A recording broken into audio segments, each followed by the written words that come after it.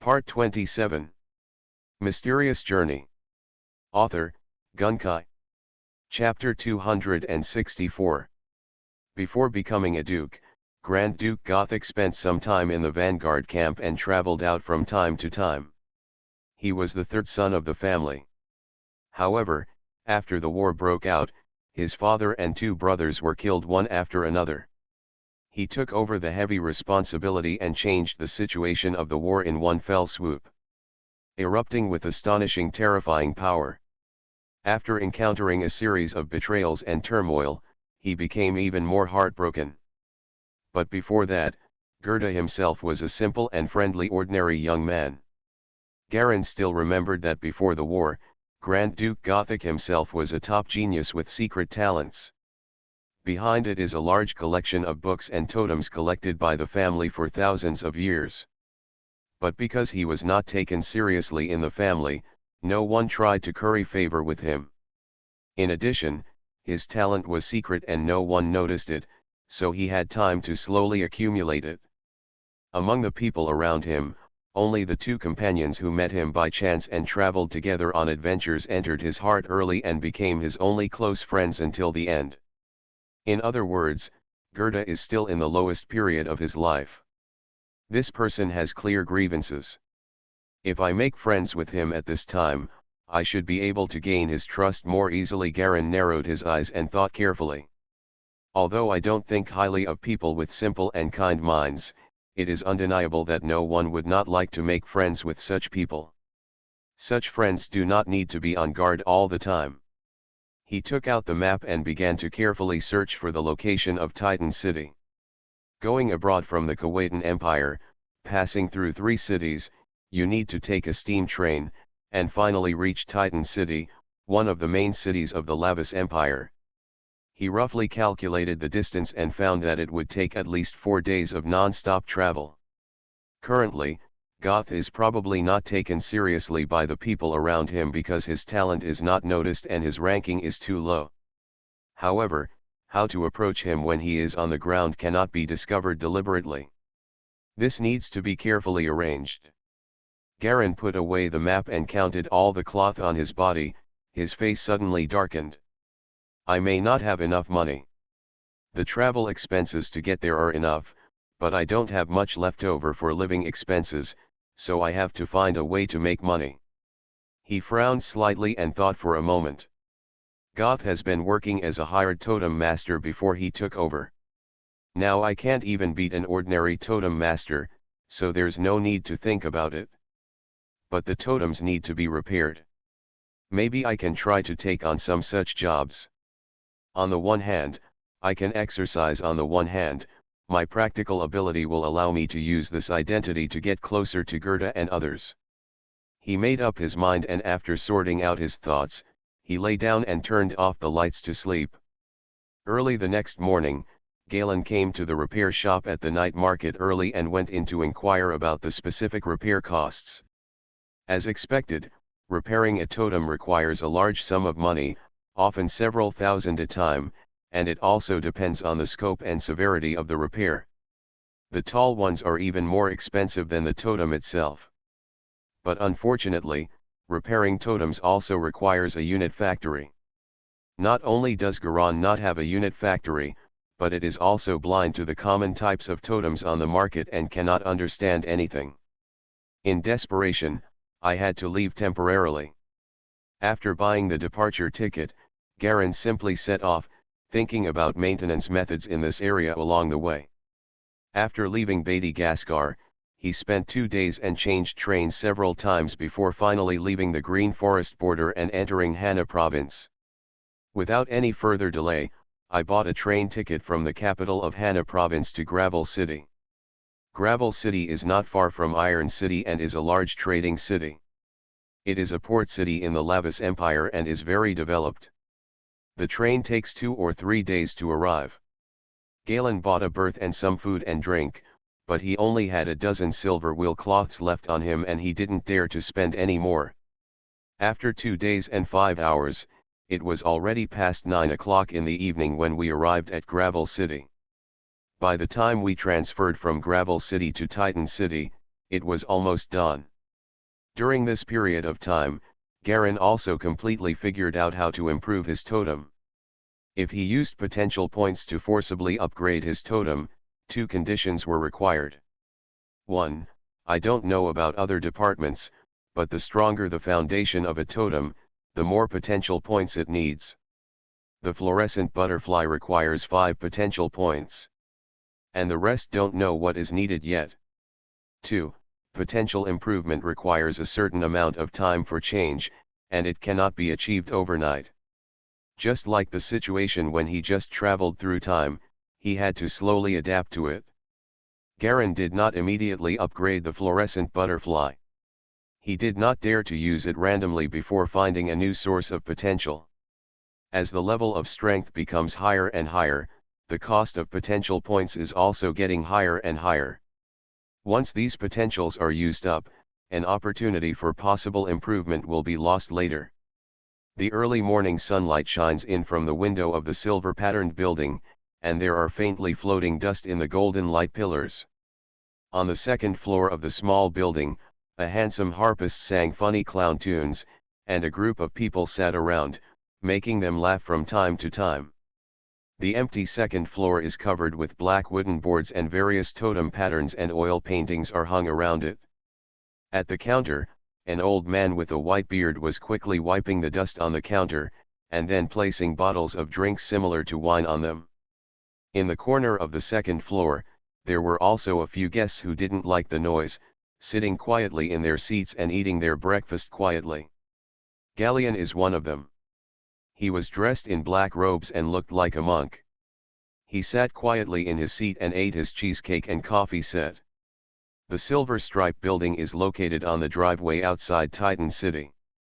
It is one of the favorite pastimes of the hired totemists, and it is also the favorite place of the future Grand Duke Goth. Gerda and his two friends first met here, on the second floor of this small building. It was an accident.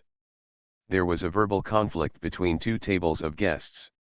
The two stepped forward to break up the fight, but were injured instead. Goth was also affected, and then a melee began. You punch me and you kick me, but no one actually uses the totem. But because of this opportunity, the two people who broke up the fight took a new look at Gerda and invited him to join the mission team, thus forming 3 future close friends. It has been more than half a month since Garen arrived here. He was about to run out of money, so he had no choice but to find a job assembling units in a night market totem repair shop. His master-level precision drawing was just a step ahead in assembling units, although it was not completely exposed. But the superb efficiency has also been appreciated by the shop owner. It's just that the salary has to wait until the end of the month, so he is still broke now. He vaguely remembered that it was here that the 3 Goths met, Gerda, Jessica, and Andy. The 3 of them may not really know each other yet, but they will soon.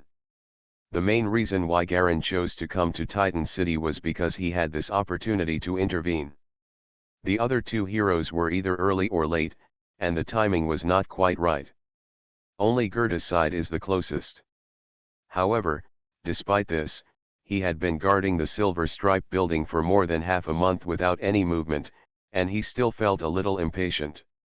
Time is running out for Garen now.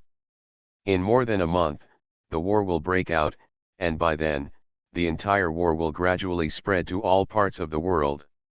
There will be more and more jobs for hiring totem masters, and Goth's strength will also increase by leaps and bounds during this time. They also formed a deep friendship with each other. It can't be because of the butterfly effect. I changed the place. Garen took a sip of coffee and slightly suppressed his uneasy mood. I have been squatting every day, but there is no result at all, and I have no clue about finding new sources of potential points. The crisis is getting closer and closer, and the time is getting closer and closer. Even Garen no longer has the calmness he once had. Thump thump thump. Suddenly, a group of strong men in strange clothes came up to the stairs again. They looked like street gangsters in priest robes, but the silver 4-pointed stars on their shoulders showed their identity as hired totem masters. The group sat down not far from Garen. I shouted for some cheese bread and a bucket of goat's milk wine, and started eating and drinking carelessly. After a while, another young woman in white robe came up, wearing a white veil, with a slim figure and slightly rough skin, but it could not hide her youthful and energetic body curves. Suddenly, the men who had drunk some wine earlier began to whistle. The woman in white robe sat in a corner, ignoring the sounds around her, just ordered a cup of coffee and drank it quietly. Soon, a group of men and women in white robes followed. The leader, a young man with a noble air, frowned at this scene. What the hell? A bunch of uneducated country bumpkins. Boom. One of the gangster totem masters suddenly rushed up. Asterisk damn it. You humming said it earlier. Idiot, the nobleman glanced at the other party with disdain. No wonder you get into heat when you see a woman. Look at your virtues. Tisk tisk. What a fool. Looking for death. The voices of cursing and cursing suddenly became mixed, and all the gangster totem masters suddenly became angry. They stood up and walked towards the group of people in white robes. Not to be outdone, Baipeo and the others took the initiative to disperse and rush forward with a faint flash of silver light on their bodies. I'm going to beat you until your parents don't recognize you. Kill them. I'll be responsible for anything that happens. You actually dare to be disrespectful to Sister Angela. A group of people in white robes seemed to be familiar with the road and were experienced fighters. They rolled up their sleeves and rushed forward. Both sides are totem masters. This kind of fight basically depends on whose protective totem light is strong enough. Mortals cannot see the collision, but the Silver Lantern Master can clearly see the strength of both sides after the collision. Garen sat aside, his heart moved slightly when he saw this scene. There are city guards patrolling near here. Silver Lantern Masters are not allowed to release the totem power indiscriminately, otherwise it will violate the criminal law. This is an iron law and no one is allowed to violate it. Therefore, these totem masters do it themselves instead of releasing totems to fight.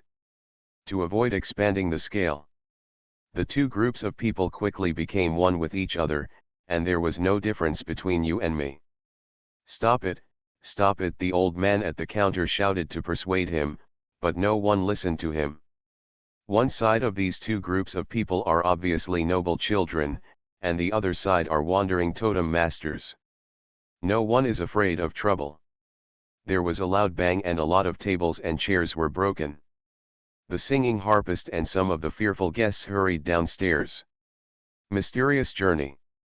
Author, Gunkai. Chapter 265. I told you to stop fighting. Let's take a step back on both sides. We can discuss things easily at this moment. Two young men stood up from the corner. A man and a woman, the man persuaded loudly, stepped forward to separate a pair of fighting totem masters not far away. The woman's brows were furrowed, as if she was at a loss. Boom. The man was punched in the chin and staggered back a few steps. Get the hell out of here, don't take over. A gangster totem master punched him and continued to fight with his opponent. Why are you beating people up? Another voice came from the stairs. This time it was a tall young man with an honest face. Why do you hit people when they come to break up a fight? I just hit him, do you care? A man in white robe rushed over and punched him. Boom. The young man was stunned for a moment and was punched in the face. He didn't seem to understand what was going on. This idiot, someone who didn't know who it was, kicked him hard in the crotch again. Ah! A scream suddenly broke out. The strong young man held his crotch and jumped up and down like a fish thrown onto the beach. You're dead. You're dead. Do you know who I am? How dare you kick me in the crotch? The young man suddenly raised his head, shouted loudly, rushed into the crowd and started to fight. Bang bang bang. Bang bang. Bang. Dang dong. After a chaotic fight, the young man and the two groups got into a scuffle, and the two people who tried to break up the fight were also involved. Garin sat on the side and drank coffee slowly, frowning at the group of people. The strong young man who rushed in midway was currently fighting with two groups of people. Although he didn't have any moves, he had a strong physique and great strength. He could knock back one with each punch. But the light of the totem was no joke.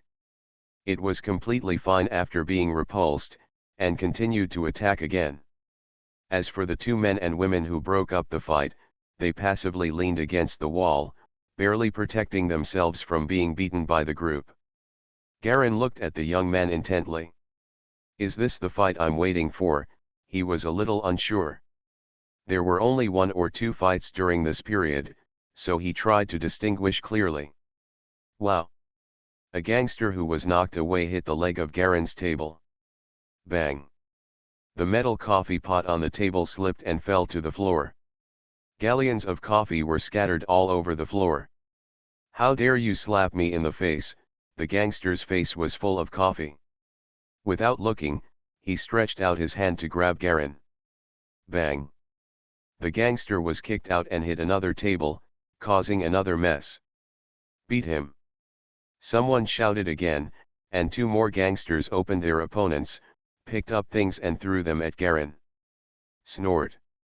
Garin patted his lower back gently, and a blue light flashed, and a thin blue light film appeared on his body, and it disappeared in a flash. He strode forward and rushed into the battle group. 1 minute later, the ground was full of totem masters lying on the ground from exhaustion. Just wait, the white-robed totem master and the gangster totem master both said the same two words, and limped away as if fighting each other. Garin stood disheveled with three other people. The strong young man had a bruised nose and a swollen face, and his head was covered with bumps. The two people who broke up the fight, a man and a woman, were fine, except that the corners of their mouths were cracked and their eyes were blue. The four of them were innocently affected and looked at each other. The young man pointed at Garin and said with a speechless expression, "Why do you look like you were raped?" "You don't look like a fool who was tortured," Garin replied angrily. The two people on one side couldn't help laughing out loud. After cleaning up the situation, the boss stepped forward to direct the workers, who were crying, to deal with the mess. Fortunately, the two groups actually took the initiative to leave some money and put it in two piles on the floor, obviously as compensation. On the contrary, the four people who helped clean up looked at them slightly differently. After completely cleaning up, Galen and the three of them went downstairs and stood in front of the small silver pattern building. "Looking at the fight between you two, you are quite good at it? You must have different totems, right? Do you want to join us? We have taken on a good mission.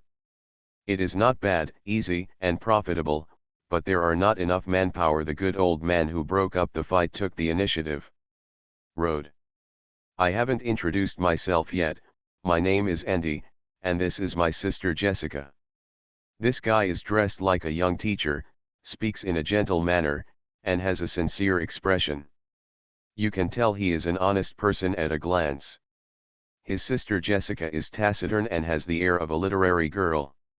She's just not very pretty, and her figure is a little fat." When Garin heard this, his heart suddenly shook. Goth's two best friends, their names are Jessica and Andy, so to speak. He looked at the strong young man involuntarily. This guy is wearing red overalls and a plaid shirt underneath. He has a strong body and a bruised nose and face. He patted his chest. "My name is Gerda. You are all real people. If you need help in a fight, come to me. Come on call. My name is Garin. Unlike you, I am not a hired totem master." Garin shook his head. "I work in a repair shop at a nearby night market. If you want to repair something, you can come to me." "Repair the totem, that's good," Gerda chuckled. "You are so powerful without the core totem, and you can actually repair the totem. Without a unit factory, I can only work for others." Galen shrugged and expressed his helplessness. "The unit factory is indeed difficult and too expensive." Gerda touched his chin and nodded. "So why don't you come with us? If we form a team, This mission will definitely be fine, Andy said with a smile. Aren't you afraid that we will drag you down? This guy has no core totem. I am a totem and have no money to repair it. It breaks too easily, Gerda said honestly. It's okay. It doesn't matter whether it works or not. Anyway, I just like you. There are so many people sitting upstairs, and you two are the only ones trying to break up the fight. You are both good people, Andy replied readily. Brother is right, Jessica responded faintly on the side. As long as you're not afraid of us dragging you down, Gerda rubbed his nose, a little embarrassed. Garen was also a little apologetic. Isn't it too much of an advantage? It's okay, Andy waved his hand. Okay, let's go help Garen get the silver pattern of hiring a totem master first, and share the mission, and then set off together. The Employment Totem Masters Guild is a building similar to a silver village. After negotiating with the administrator, Andy took out his employment certificate and registered the number of people in the team and the main members. Then he got an employment certificate for Galen, which cost him several hundred silver wheels. I'll lend it to you. Andy saw Galen trying to speak and immediately stopped him. After the four people completed the formalities, they found a small table and sat down. Andy took out a roll of sheepskin maps from the package, unfolded it gently, and spread it on the table. He took out a small notebook and wrote down the purpose and requirements of the task. The task we received is to investigate the strength of the unrest and robbers near Gravel City. Andy whispered, this task is just right for us, because my totem is very suitable for investigation work, and with the cooperation of my sister, it should be done easily. Then what are we going to do? Gerda asked in a low voice. You just keep the two of us safe. By the way, what is your totem? Andy asked curiously. Gerda's face turned red. Extend your right arm and place it on the table. I saw a small black bird hanging on his right arm. The bird was like a woodpecker. Its beak was hung in the gap in the arm guard of Goth's arm. He glanced at the three of them stiffly and continued to hang there motionless. This is my totem, the black domain bird. It's just that it's still seriously injured. I can't move anything except my eyes. Goth shook his head in embarrassment. Brother Andy was speechless for a moment, and then their eyes fell on Galen. Garen didn't expect Gerda to be in such a miserable state. He took out a short silver staff in his right hand and tapped it lightly on the table. A burst of blue mercury suddenly appeared from the top of the battle, and quickly condensed into a large blue butterfly on the table. The butterfly spread its wings, flew gently, and circled around the four people. Looks incredibly beautiful. With a tap of Galleon's cane, the butterfly suddenly turned into a blue light, got into the end of the stick and disappeared. This is my auxiliary totem, the fluorescent butterfly. Tisk tisk. You are enough to be the core totem, but you are just an auxiliary totem. You are so big-hearted, Andy tisk tisk praised. Most totem masters only have one main totem. It's good that you still want to get the second totem. 2. Do you have so much money? 1 is hard enough to cultivate. It was decided like this back then, and there's nothing I can do to regret it now, Garen replied helplessly. What is the ability? Poison powder. This works. Andy and the two suddenly felt relaxed, finally having something that could be used. What's the use of poisonous powder? Will it be blown away by a gust of wind? Gerda looked confused. Stupid, this is when people know. What if they don't know? Jessica rarely answered aloud. How do you know I'm stupid? Gerda looked at Jessica blankly. The three of them were immediately speechless. My totem is a black panther, and Jessica is a snow wolf. I am mainly responsible for direct confrontation. Galen, your totem can be used to ambush in advance, and it can also be used for reconnaissance when flying. Goth, you are responsible for protecting Jessica. Jessica is often distracted when controlling the totem, please remind her. Andy began to arrange tasks. The following is our mission route arrangement. After some careful arrangements, the four of them began to pack up their things and settle matters. Garen and Goth officially joined Andy's brother and sister's team, and their name was the Black Panther team. Garen separated from the three of them, agreed on a meeting place, and then he breathed a heavy sigh of relief. He was already 100% sure that Gerda was the future Grand Duke Gerda. Although he looks frustrated now, he will be one of the three heroes in the future.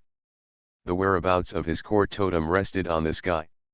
It won't be long before Gerda awakens to his true talent, and the Blackbird totem that he refuses to give up will give him unparalleled rewards in the near future.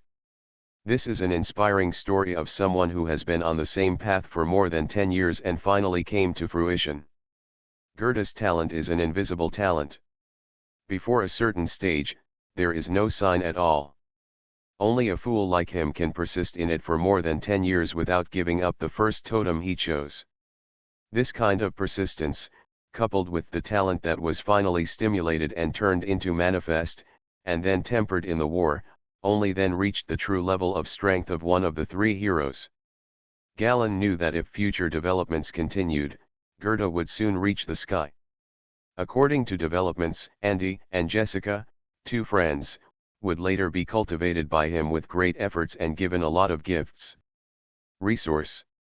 Although he was a little embarrassed about this kind of speculation, Garen knew that this was the best time to make good friends with Gerda. He is different from Xianflan. Once there is any opportunity, Garen will never let it go. His target was not Gerda's Blackbird, nor the white dragon eagle of the Grand Duke's family. It is a rich resource for Goth to wipe out the unrest and bandits after he goes on a mission. You know, this turmoil is not a simple turmoil. When Garen walked out of the hotel carrying the suitcase, he looked up at the clear blue sky, feeling increasingly calm. You are listening to Novels at Bless Up channel. Wish you happiness and luck. Please subscribe to receive new novels. How do you feel about this novel? Please like and leave a comment. Mysterious Journey. Author, Gunkai. Chapter 266. Among the continuous earth-yellow mountains, the carriage roads are like gray cotton threads, winding between the yellow rock mountains. A few clusters of small green trees are scattered sparsely, like a few dots of green ink accidentally splashed on a yellow canvas. The afternoon sun fell on a high rocky cliff between the earthy mountains.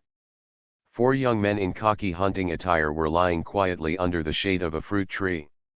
They were nibbling round red fruits in their hands while staring carefully below. There is a gray lane below, in the gap between two cliffs. The four of them were lying on the cliff on one side, staring closely at the crack in the middle lane. There were 3 men and 1 woman in total, and they looked like a small team. Garen, let your butterfly fly a little further east. See if you find anything, one of the kind-faced young men whispered. We've been waiting here for so long, but we haven't found anything. Isn't it said that it is easiest for robbers to attack here? Let me give it a try. A handsome young man with blonde hair sat under the tree trunk. It was Garen, who came from Titan City. My fluorescent butterflies are too conspicuous in this kind of terrain, and the maximum control range cannot exceed 3 kilometers. Now we can do nothing but wait. Gerda lay on his back, holding the fruit in one hand and gnawing hard. 5 or 6 fruit cores were already missing beside him. Be patient, Jessica replied quietly. Click. Gerda chewed the lipstick fruit hard, looking bored. Time passed by minute, and soon more than half an hour passed. We've discovered it. Garen suddenly stood up. The robber has been discovered. Specific location? I'll let Black Panther go there. Andy stood up immediately. Garen frowned. The robbers have just evacuated. I'm afraid we are a step too late. Don't worry about it, we'll talk about it when we get there first. The 4 of them got up and quickly rushed towards the direction Garen pointed. Along the slope of the khaki and grey stone mountain, the 4 of them quickly went down the mountain and onto the upper slope of another small stone mountain. As soon as they climbed over the hillside, the 4 of them were stunned by the scene in front of them. Several white cattle carts overturned on the ground, and the black cattle pulling the carts fell in a pool of blood, surrounded by swarms of blowflies. An area the size of a football field was littered with corpses. The stench of blood kept evaporating, giving people a feeling of chest tightness. The corpses stretched for 30 to 40 meters, and not a single living person could be seen in the lane from left to right. The 4 members of the Black Panther team just stood there for a moment, and Jessica couldn't help but cover her mouth and retched. Andy took a deep breath, frowning and scanning the scene in front of him. It's too tragic. Let's see if there are any survivors first. Gerda patted Jessica on the shoulder. Are you okay? Although his face was pale and he looked uncomfortable, his endurance was obviously much stronger than Jessica's. Fine. Garen's expression remained unchanged, but his brows furrowed slightly. I have seen worse places before. Now is not the time to talk. Go and see if you can find any survivors. The robbers have just left. If they turn back, it will be troublesome. Gerda snorted. It would be better to turn back. All such scum should be arrested and sentenced to death. I'm afraid we don't have the ability. Andy walked to the pile of corpses and began to examine them carefully. The more he checked, the uglier he looked. At least 3 totem masters took action. One of them is obviously type 2 in lethality. Type 2. Gerda stopped talking. It's impossible for a type 2 totem master to be short of money. How can he become a robber? No one answered him, and everyone wanted to know why. Garen might have guessed a little bit, but he didn't say anything. The 4 people began to search for survivors in the pile of corpses, spreading out from the middle to both sides to check. After a while, a voice of surprise came from Jessica. I've found something. Come on, everyone. Garen turned his head and looked over there, and saw Jessica pulling open a wooden board in the carriage and taking out a white swaddle from a hole inside. This baby is still alive, Jessica shouted excitedly. The 4 people quickly gathered and formed a circle around Jessica. I saw that the baby was sleeping soundly in his swaddling clothes, and even after being held and rocked by Jessica for a few times, he didn't wake up. Looks like he's sleeping soundly. There were only a lot of incompletely dried tears in the corners of his eyes, obviously he had been crying for a while. Andy reached out and touched the baby's forehead and nostrils. Fortunately, I'm not sick, and my breathing is normal. I've asked the Black Panther to summon the nearby pickets. Someone should be here to deal with it soon. Garen stood aside and watched the 3 people gathered around the baby. He tried to find the memory of this time from the pictures he saw. Unfortunately, not everything was included in the pictures. Only the extremely important parts were recorded. There is no record of such ordinary moments. He raised his head and looked at the blue fluorescent butterflies hovering in the sky above him. Suddenly his expression changed. Be careful, someone is coming. It's a robber. How many people are there? Andy asked calmly. 5 people, Garen's expression changed slightly, 3 of them have totems. Get out quickly. It's too late. Hide quickly. They are so fast. Get down. Pay attention to your breathing. Garen immediately fell down into a stone groove on the side. Andy and Jessica quickly climbed in, leaned down, and carefully placed the baby next to them. Only Gerda was slow to react and hadn't figured out what to do. Garen gave him a hard pull, tore the guy off in one fell swoop, and dumped him into the groove of the stone. Ouch. You. Shhh. Garen quickly pointed to his mouth. On the far right side of the corpse scene, from the corner of the driveway, a group of figures in black robes quickly walked out. The daylight was bright, but they all wore pitch black robes without any impurities, and even their heads were covered tightly. There were 5 people in this group of black robes, one of whom was leading the way, wearing a black robe embroidered with white edges. The most eye-catching thing is a huge black python hanging on this man's shoulder. The giant python glanced at it and saw that it was like a thick black thread hanging on the right shoulder of the man in black robe. This snake seems to be similar to ordinary snakes, except that it has a third eye between its eyebrows. It's a green vertical pupil. 3 light green eyes stared at everything around them coldly and cruelly, spitting out scarlet snake cores from time to time. It's a 3-eyed black python. Damn it! It's really type 2, Andy cursed in a low voice. How can a type 2 totem master do such a promising thing as a robber? Shhh. Garen felt like he was being pinched. Andy immediately stopped talking. His voice was very small, but the other party seemed to hear something faintly, and his eyes actually looked over here. His eyes were a little confused. The 4 of them were shocked and quickly lowered their heads, not daring to look any further. Garen also felt his heartbeat pounding. The second type is a totem master or silver lantern master whose totem has evolved into its second form. He had seen with his own eyes the scene of type 2 totem masters fighting. His teacher Aining had fought a type 2 totem master and nearly lost his life. He was still recuperating and slowly recovering. If it were the previous world, the strength of this kind of silver lantern master would definitely exceed B level. If it angered the opponent, it would be like a humanoid nuclear bomb, but the range is not as large as a nuclear bomb.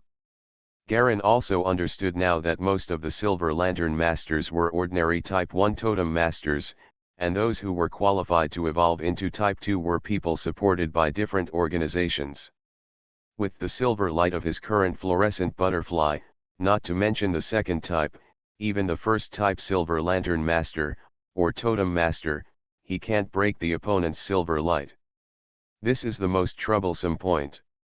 Garen himself knew very well that although he had some experience in combining secret martial arts and totem moves, but it's okay when dealing with mortals, but pales in comparison when encountering a silver lantern master. It is estimated that it would take more than 10 or 20 minutes for a Type I silver lantern master to break through the defense while he was standing still. In the field of silver lantern masters, in fact, only those with Type 2 totems can be considered a true silver lantern master totem master. Because starting from the second type, the totem will be greatly improved in various ways. Many have special abilities. It's just that the resources and knowledge required for Type 2 totems are a jaw-dropping number. Lying in the groove, Garen also saw the pale faces of the 3 people around him. The 3-eyed black python is the second type of totem of the black python.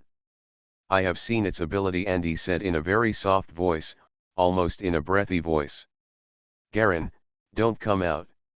The third eye of the 3-eyed black python will release green corrosive light. You don't have a core totem, so you can't stop it? Garen's heart trembled. Nod. After laying their heads down for a while, the 4 of them did not dare to express their anger. They could only listen to the footsteps approaching in the driveway and did not dare to look up at all. The footsteps got closer and closer, then stopped at a certain point. Gajima, Angie's Latin hut, a young woman's voice sounded, which was completely incomprehensible. Garen frowned and looked at the other people. Andy shook his head, indicating that he didn't understand. Gerda simply looked confused. Just Jessica. Jessica glanced at the 3 of them and began to translate into Kuwaitan, using her mouth movements to read word by word to the 3 of them. Titan City is nominally a vassal state of Kuwaitan. The territorial lords here are also involved in the royal family of Kuwaitan, so they always speak Kuwaitan with a slight local accent. But what this woman in black robe said sounded more like some kind of southern dialect, which was very convoluted.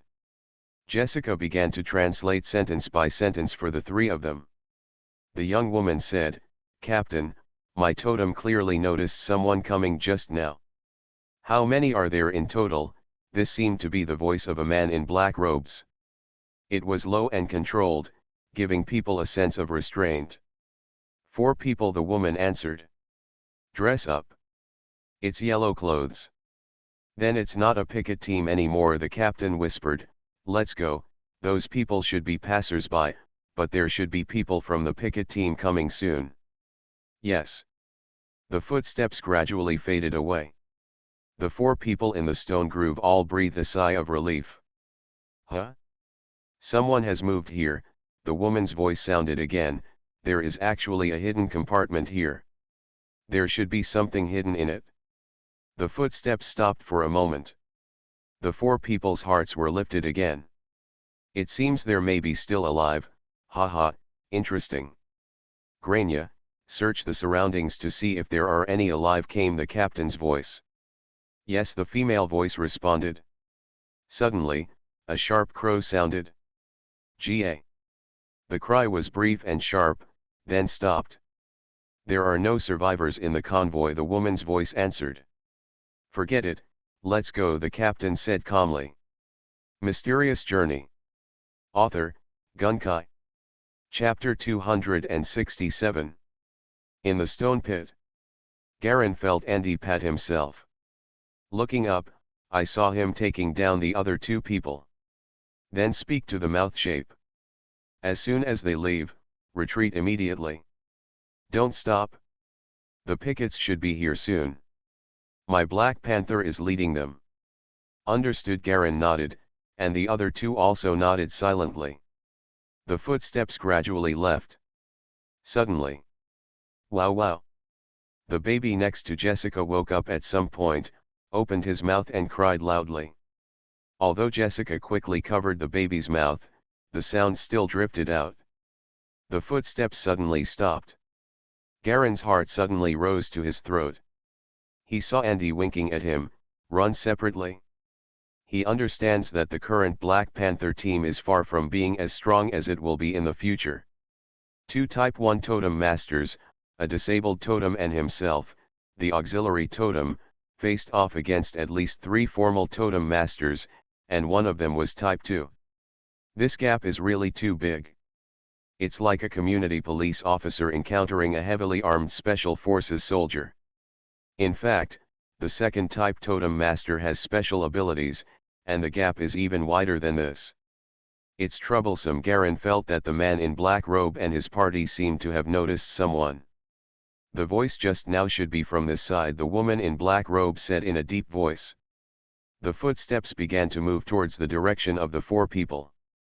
Andy Jessica's face was pale, while Gerda gritted his teeth and clenched his fists, ready to rush out at any time. Garen's heart sank a little bit. Found it? Someone is really hiding it, the voice of a female in black robe suddenly sounded. Let's go, Andy yelled violently. Garen grabbed a handful of gravel, turned over and jumped up. Tisk tisk tisk. The rubble was overwhelmingly shot towards the man in black robe, raising large amounts of dust with it. A slope not far away.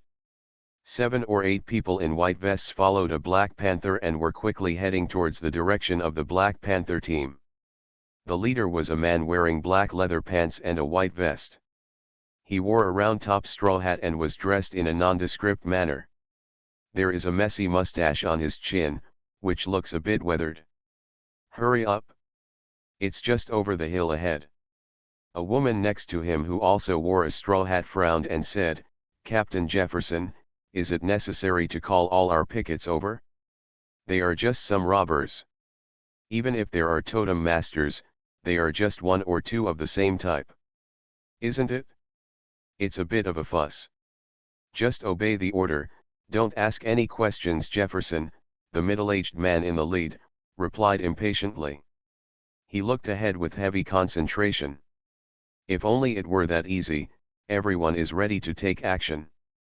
Suddenly, 5 of the 7 or 8 white vests actually released totems, shining with silver light.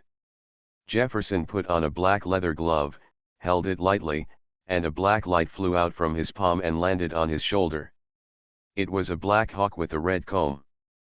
Black Eagle grinned, revealing sharp black teeth like saws. Jefferson suddenly noticed that the Black Panther was growling uneasily. Speed up, he yelled. The right hand points forward to the sky. Go. The Black Eagle roared loudly, suddenly spread its wings and flew into the sky. Ainashita.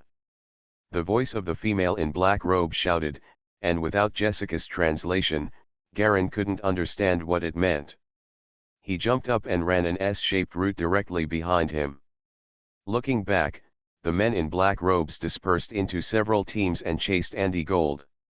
Jessica, holding the baby in her arms, took advantage of the chaos and hid in a crevice between rocks. Those few pieces of gravel did not cause any harm to the man in black robe at all. The stones hit the surface of the black robe and exploded into balls of yellow and white stone powder. A large amount of stone powder was blown away by the wind, blocking the view. Garen faintly saw the black-robed captain walking towards Jessica unintentionally. His eyes narrowed slightly. A stone was kicked out from under his feet. Whoosh! The stone shot toward the black-robed leader, hitting his head with a bang and turning into a cloud of stone powder. The black-robed leader snorted coldly and immediately looked over to Garen. The black python on his shoulder hissed. Garen believed that Jessica had seen what he did, turned around and ran away. The woman Gerda will like in the future, Jessica. I saved you once, and this love will be more valuable in the future, he decided in his heart, and accelerated his feet even more, rushing towards a slope behind. Suddenly, a feeling of terror came over behind me. Garen had no time to think and rolled on the spot. A green light passed through where his head used to be. The green light was like a thin line, shining straight on a big rock in front. The big white stone was suddenly dyed a large piece of green, and the stone quickly made a hissing sound of corrosion, and the hard stone began to melt into green slime and flowed down. Garen's heart was filled with chills, and he finally did not dare to hide his strength. He exerted force under his feet and rushed forward at full speed, turning into a yellow shadow and rushing over the slope in front and rushing down the mountain. "Get it!" the black-robed leader roared from behind. Two more hissing sounds followed, and two green rays of light hit the sloped ground behind Garen, corroding large areas of rocky land into green slime. Galen rushed down the slope without looking back. He covered his right arm with his left hand, and the outside of his arm was scratched a little by the green light. The light blue-silver light directly broke a hole, the clothes were corroded, and a little bit of green liquid melted into the fabric adhered to the skin, feeling a burning sting.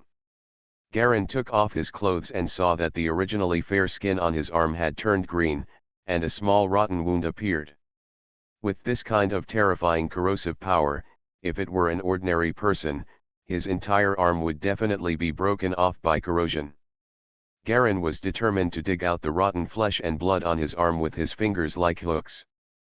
Below the slope is a large, broad plain with sparse yellow-green coniferous forests and some lakes of different sizes. Like mirrors, extremely dim and dusty. On the slope, two small dots, one yellow and one black, rushed along the slope towards the plain. The yellow dot is extremely fast and moves forward in an S shape. The black dot was much slower. In front of him was a black python as thick as a fist, 7 or 8 meters long, crawling in a winding way. The black python raised its head from time to time, and shot green light from the third eye between its eyebrows, hitting Garen in front. But the green light kept failing again and again. Wandaxi, Kazorla, Black Robe roared, bending over and chasing after him quickly. He held a short black staff in his hand and kept trying to point to the yellow dot in front of him. The two of them rushed directly into the broad plain, one behind the other. Garen swooped into a coniferous forest. After turning a few corners, he jumped up with his legs. He used strength on the tree trunks and did a few somersaults. When he saw a small lake in front of him, he jumped up. Jump right into the lake. The whole person kept diving into the turbid lake water, holding his breath. The surrounding lake water is full of mixed mud and dust. The lake water is very shallow, only 7 or 8 meters deep. It's all black mud down there. Garen's body shook slightly, and he landed lightly in the black mud, without disturbing the mud at the bottom of the lake. He lay quietly on his back against the bottom of the lake, his arms shaking slightly, bringing up small pieces of black mud to cover his body.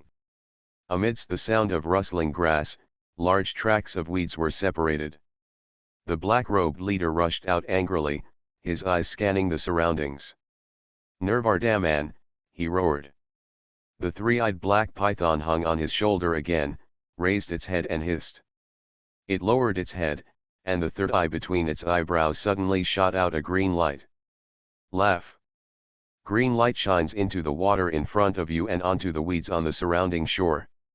The grass, soil, and rocks were all corroded by the green light into thick green slime. The water where the lake was shot also had a faint hint of green. The man in black robe searched with the black python for a while, walked around the lake, and then continued running forward. He was obviously chasing after the footprints. Garin jumped up and used his strength on the tree trunk. There were no footprints on the ground, which made him very confused and began to search like a carpet. The man in black robe searched the small forest for a while, but found nothing. Suddenly he raised his head and looked up at the sky. Grumble! A black hawk circled in the sky, making a shrill cry. The black hawk is very strange. It has a red rooster comb on its head. Garin was hiding at the bottom of the small lake, motionless. His aura shrouded the surrounding area of more than 200 meters, and he could feel the specific location of the man in black robe at this time. Bang! Suddenly, a strong vibration spread from the ground to the bottom of the lake. There seemed to be a fight outside. From time to time, there were faint hawk calls. It took several minutes for the ground to calm down. Jefferson held the cocked black hawk in his right hand and scanned the surrounding woods calmly. There were some dark red blood stains scattered on the ground, as well as fragments of black robes. In the fight just now, the black-robed leader was beaten back and seriously injured by the man who was chasing him. He hid and disappeared without a trace. "You're lucky," he snorted coldly, turned and left. The black robe leaned against the tree trunk and breathed heavily. His whole body was covered with a yellow-green luster, which was the best cover color. He hurriedly took out the wound medicine from his arms and applied it on his shoulder. His forehead was covered with thick beads of sweat. Through the gaps in the grass, I saw that Jefferson could not be found, and finally slowly retreated, heading into the distance. Presumably to meet up with the rest of the team. The black robe suddenly breathed a sigh of relief. He wiped the sweat from his forehead, and then turned around and retreated in the other direction until Jefferson completely disappeared. His footsteps were unusually soft, and he stumbled a bit. He was obviously seriously injured.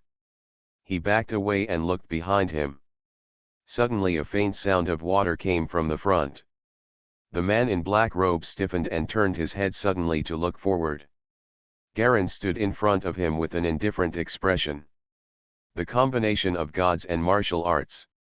Tiangang tyranny, he took a sharp breath, and the muscles all over his body suddenly expanded exaggeratedly.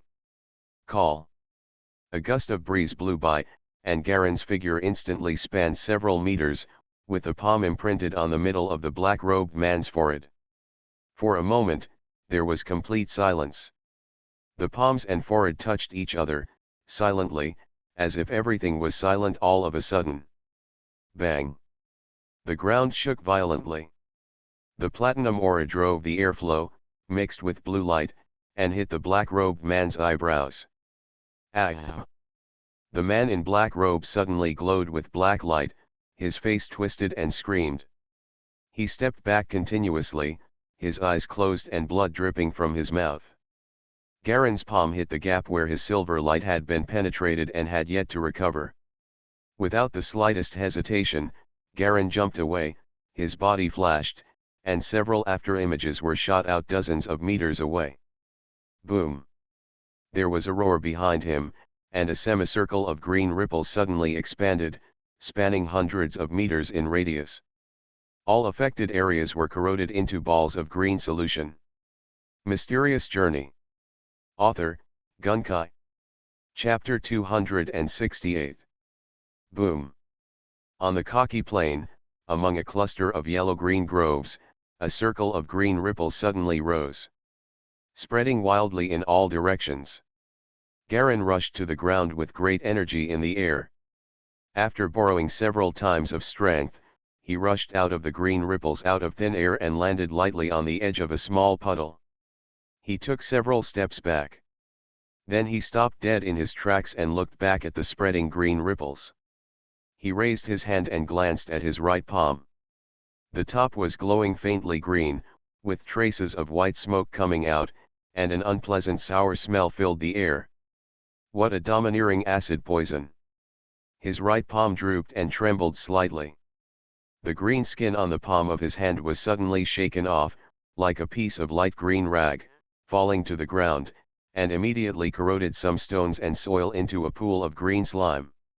Garin's right palm suddenly became bloody and blurry, but soon it was automatically covered with a layer of red blood scab and stopped bleeding. Demonstrates great body control. Such a big movement must have attracted the attention of the others. Only then did he see the ground plants that were instantly corrupted by green ripples. Damn it, his expression changed, and Garin cursed in a low voice with some annoyance. Are Type 2 totem masters so troublesome? They will actually self-destruct before they die. He kept an eye on the fight between the men in black robes and the pickets with vigor, and finally came out for a sneak attack. What was his purpose? Isn't it just to get knowledge and information about the core totem from the black-robed man? Even if we can't get the information, at least we can still get some rare resources, right? I didn't expect that after this self-destruction, there would definitely be nothing left. Garin didn't hesitate at all, turned around and left the place quickly. Although I still wanted to go in and check it out, even the air in the core was filled with powerful acid poison, so I didn't dare to go in. After taking a few steps, Garin suddenly paused, with a hint of joy on his face. The joy flashed away, and he quickly ran into the distance again, and soon disappeared into another continuous slope of woods. In the light shade of the woods, Garin slowed down and released fluorescent butterflies to patrol overhead. Slowly rushed towards the place where the four of them separated. At the same time, he actually closed his eyes slightly and looked at the attribute bar below his field of vision. Strength 2.3, Agility 2.1, Constitution 2.5, Intelligence 2.1, Potential 1493%. Possess the qualification of Silver Lantern Technician. Strength, physique, and intelligence have all been restored by an average of 0.1, and the potential has increased from 12 to 14, and will soon be 15. After Galen's surprise, it was time to think. The physical fitness has not reached its peak yet, and the recovery is normal. But the potential has actually improved. Is it because I killed a Silver Lantern Master? I checked yesterday and the potential points are intact. Now I just killed one. The Silver Lantern Master will undergo changes immediately, and even if the promotion is not caused by killing the Silver Lantern Master, it is definitely related to this. He felt confident because he could not find the source of the potential points, and some of the worries he had been having were slightly relieved. Should we try to improve the fluorescent butterfly immediately? He immediately rejected the idea. Without any inherited knowledge, just improve the evolution like this, even if the exaggerated failure probability is not counted, if it succeeds. The evolved fluorescent butterfly cannot be concealed. How can he explain the evolution of his fluorescent butterfly to others when the time comes when he has no resources and knowledge? Forget it, let's find another core totem. After discovering a way to obtain potential points, Garin was determined, and his original plan to obtain the top totem also faded away. After all, benefits and risks are directly proportional. If you want big profits, you have to take a lot of risks. In this way, I only need to deal with the crisis of the manor for more than a year first, and then I can find a way to change to other totems. The two wars did not just last a few years. Garin had an idea in his mind, and his eyes were fixed, speeding up and running forward. After crossing the hillside, he quickly returned to the place where he originally separated from the three Goths. There were already some people standing by the grey driveway, all wearing white picket vests. The middle-aged man leading the team was talking quietly to Jessica, seeming to be asking something. The other few people were nowhere to be seen. Seeing Galen back, Jessica rushed over with tears in her eyes. "Garen, are you okay?" She ran over and held Garen's hand tightly. "I thought you were." She was almost in tears. "It's okay, I won't die that easily. At least I have trained my body for a while." Before Garen patted his chest. "Where are your brother and Gerda?"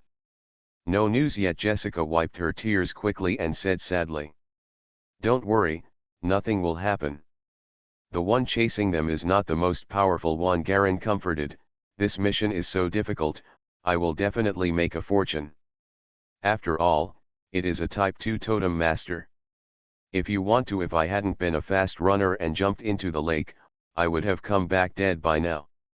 "So he was hiding in the lake." The middle-aged man came over and showed his white ID to Garen. "Captain of the picket, Jefferson. Are you Galen? You have great courage. A little guy who doesn't even have a core totem actually dares to distract the second type totem master. Your courage is commendable." He patted Galen's shoulder approvingly. "Don't worry, your mission exceeds the scope this time, and the rewards will also be increased." "Thank you, Captain Jefferson." Garen blushed slightly and immediately pretended to be gentle and closed the distance. After all, he was indeed much younger than the other party. "Don't you know how my two companions are doing now?" "Don't worry, it's okay. They only lured away a type of totem master. They will be back soon." Jefferson smiled and looked up above his head, where a black hawk was hovering in the sky. "Okay, let's eliminate the influence. You know the rules, right?" Jefferson whispered. "Try to minimize the conflict between totem masters from spreading to ordinary people." "Can you still cover it up now?" Garen asked in a low voice. Jefferson frowned slightly. "Just take it one step at a time." He asked Garen for some details about the leader of the black-robed men. After receiving satisfactory information, he turned around and left, arranging for his subordinates to leave. Garen's statement that he was fast and managed to escape tracking was also approved by him. After all, in addition to totems, there are also many totem masters who practice ordinary people's martial arts in order to make up for their own shortcomings. This is not an isolated case. Garen and Jessica waited for more than 10 minutes, and finally Goth's figure supporting Andy appeared in sight. "Are you okay?" Jessica and Garen hurried forward to greet them. "Andy's hip is injured." Gurton nodded and replied, "Originally I said I wanted to carry him back, but he refused, otherwise we would have arrived long ago." Andy on the other side had a miserable expression on his face. The thought of being carried back by the Gothic princess made him want to die. When Jessica saw the two of them back safely, Gerda's helpless look and her brother's shame and speechlessness made her burst into laughter. I don't know why, but the word "but" sounds normal, but when it comes out of Gerda's mouth, there is an inexplicable sense of joy. Garen couldn't help but smile. "It's okay. Captain Jefferson said he would give us more reward for this mission." "That's what I want to ask." Gerda gave Garen a thumbs up. Andy smiled bitterly and sighed. "Okay, I need to take a good rest after returning from this mission." "What are your plans?" Andy asked aloud. "Let me talk about Jessica and me first. We currently live in the Kanji district of the city. Our address is number 109 Vine Street. You can come to my house when you have time." "Brother, have you forgotten? I was injured again when I came out this time. I will definitely be specially trained by my father when I go back," Jessica added in a low voice. Andy's forehead was sweating a little. Gerda curled his lips and reached out to scratch his chest. "I live in Cowton Street, and the bakery next to the Red Wolf statue there is owned by my mother. If you have anything to do, you can come to me, and remember to let me know if you have any good tasks. But this time when I go back, I'll probably have to be reprimanded. My mother won't let me be a hired silver lantern technician." Garin smiled when he saw the three people looking at him after they finished speaking. I am considered a free man now. My parents are not here. I plan to travel around. I am staying in a hotel for now. We all have to go back anyway, so we might as well leave here first. Merciful. The four of them asked the picket captain Jefferson for a private seal certificate, stamped the task list, and rushed back to the guild of hired silver lanternmen outside Titan City alone. After handing over the mission, under the effect of Jefferson's seal of certification, the mission was re-evaluated as a higher-level contact mission instead of the original reconnaissance mission. A total of 50,000 silver wheel cloths were obtained. The four people divided it equally into 5 parts. Because Garin lured away the second type totem master by himself, the 3 people insisted on giving him 2 parts. That's 20,000. After some arguing, Galen stopped being pretentious and accepted 20,000 silver wheel cloth. This is indeed a huge sum of money for him now. It is indeed too easy for silver lantern masters, especially powerful ones, to make money. After dividing the money, the 4 of them separated. The 3 Goths were all locals with families. Only Garin is a foreigner and can only stay in a hotel. He wandered alone outside the city for a while. The current situation is already a bit chaotic. In the past, the Silver Lantern Master only existed in people's eyes from a distance, but with the outbreak of conflicts and turmoils, rumors and gossip about the Silver Lantern Master began to spread among ordinary people. People gradually became familiar with Silver Lantern Masters, or Totem Masters who specialized in their use. News of the turmoil continued to spread throughout the Royal Alliance through newspapers, and there was an endless stream of bluebirds delivering messages in the sky.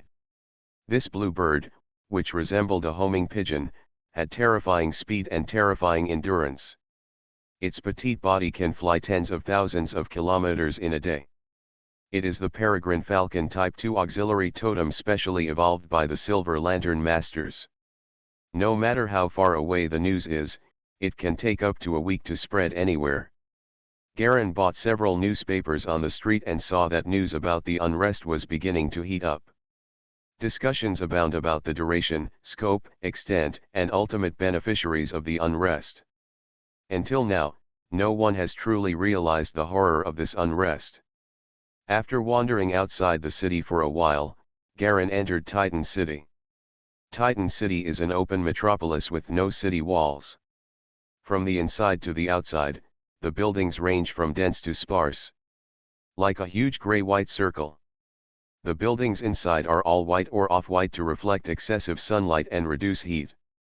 Garin walked in from the semi-open city wall, which was mostly symbolic. There were snacks and fruit sellers on both sides of the city gate. I bought some small fruits like prickly pears, peeling them and eating them along the way.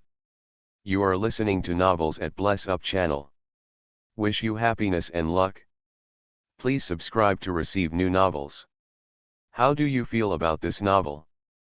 Please like and leave a comment. Mysterious Journey. Author, Gunkai. Chapter 269.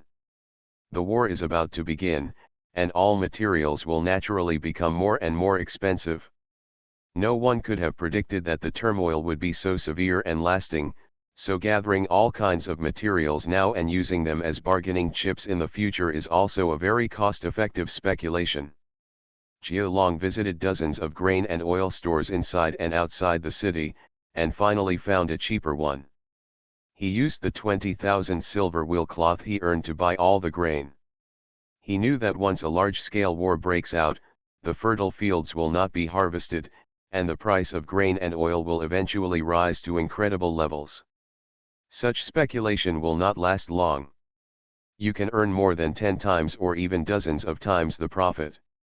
Garin rented a warehouse in a remote part of the city, which was used to store a kind of rice called green rice. This kind of rice is very resistant to hunger, has strong vitality, and is easy to grow. So very cheap. After the turmoil began, green rice was extremely popular among the people because of its ability to withstand hunger. The selling price is much higher than that of ordinary rice. Now that Garen has discovered the possible source of the potential points, he feels much more at ease. He decided to hang out in Titan City for the time being. Before and after the First War, the Vine Man and Terry Jones families were fine and were saved by the Royal Alliance. Until the Alliance collapsed, the three heroes were defeated, and the Second War began. The crisis at Terry Jones Manor finally broke out. There is about a year left in between, and Garen plans to improve himself during this period. There is still a month to go before the war escalates, and the Black Sky Society officially launches a large-scale deployment. Garen plans to make some plans this month. After quickly dealing with King Mai, Garen rested for 2 days and took on 2 reconnaissance missions alone. Both were relatively safe missions, but the bounty was not high, only 2,000, which was better than nothing. Moreover, I didn't meet any Silver Lantern Masters during the mission, but I did meet a few general-level ordinary people. Boom. The beer girl, who was as fat as a bucket, placed a glass of beer the size of a ladle on the table. The wine sloshed and produced a lot of foam. The bearded guest picked it up and began to drink it hard. Galen withdrew his gaze to the next table and quietly cut the medium-rare veal steak in front of him with a knife. He was sitting in the dimly lit mission hall, surrounded by totem masters and advanced masters. The noisy sound of drinking wine was mixed with the melodious sound of the harp. Some people were whispering, while others were playing drunkenly. Someone was grabbing the bartender for news. The air smelled of sour wine and vomit. Disgusting. Different from the guild of hiring Silver Lantern Masters, this is a war guild. Whether you are a totem master or an ordinary person, here you only look at the task completion rate. There is business only during the war. Without war, this place is an abandoned empty field. The mission bounties here are much higher, but the dangers are also much greater. The so-called safe reconnaissance missions are completely invisible here, and the worst ones are dangerous missions that require facing a Type 1 totem master. Garen has been here for 5 days, just to find a task that best suits his current situation. In the Guild for Hire of Silver Lantern Masters, he has already accepted 3 missions, all of which are reconnaissance missions. They are not challenging and have no chance to confront the Silver Lantern Masters head-on. So he found this place. "This is your mission." The beer girl with a barrel waist came over, winked at Garen, slapped the table with her palm the size of a leaf fan, and placed a piece of black, slightly wrinkled tissue paper under her hand, and then turn around and leave. Garen picked it up, glanced at it, and put it into his pocket calmly. The mission is simple. It is to hunt down a serial murderer who committed a crime and killed 13 nobles in the city. The opponent is just a type of totem master, and the totem is just a golden leopard. But he is actually an exposed and abandoned child on the periphery of Black Sky Society. The Royal Alliance has now begun to gradually launch a huge money offensive, including the peripheral forces of the Black Sky Society within the scope of the attack. After quietly finishing the last veal steak, Garen wiped his lips with a napkin and stood up. Number 25,478 revoked at the mission counter, a thin beer girl shouted loudly, and at the same time wrote the war level of 25478 and the final mission on the hanging blackboard. The war level represents the highest level mission completed, and also represents the strength level of this number. The last mission is the mission in which this number died in the end. The number will be revoked directly only after the death is confirmed. The purpose of this is to let everyone know which tasks have risks that have not been detected by intelligence. In order to prevent high-risk tasks from being taken over by those with low strength and wasting combat power. It's Lumba. I didn't expect that he was also dead. More than 10 suspensions have been suspended this month, and the situation is getting more and more troublesome. There were people in the hall talking quietly. Garen stood up and walked out of the hall with the task list. There was detailed and specific information on the task list, so there was no need for him to investigate. The only thing he needs to do is to kill the opponent at the designated time and place where he kneels. This is actually equivalent to the task of law enforcement in disguise. In the eyes of the royal government, the war guild itself is actually the law enforcer behind the scenes.